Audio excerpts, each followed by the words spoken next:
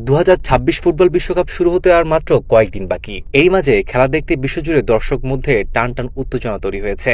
MetLife stadium ম্যাচগুলো দেখতে এবার আমেরিকা, নিউ ইয়র্ক ও নিউ জার্সি এলাকায় প্রায় 12 লাখ ফুটবল প্রেমী জড়ো হবেন বলে ধারণা করা হচ্ছে। তবে এই বিশাল উৎসবের আড়ালে কিছু অপরাধমূলক চক্র সক্রিয় হয়ে ওঠার আশঙ্কায় নিরাপত্তা ব্যবস্থা জোরদার করেছে মার্কিন প্রশাসন।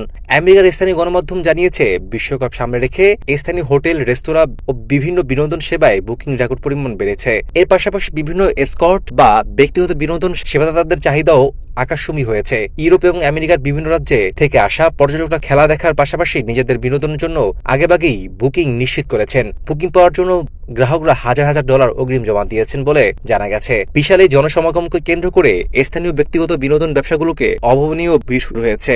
মে মাসে স্থানীয় সেবাদাতাদের অনলাইন প্রোফাইলে যোগাযোগ পরিমাণ স্বাভাবিক চেয়ে 3 গুণ বেড়েছে। ঘন্টায় প্রায় $1000 চলছে সময় ও বিশেষ সেবা কেনাবেচা। তবে এই বাড়তি অর্থনৈতিক কর্মকাণ্ডের আড়ালে এক বড় বিপদের আশঙ্কা রয়েছে মার্কিন গোয়েন্দা সংস্থাগুলো।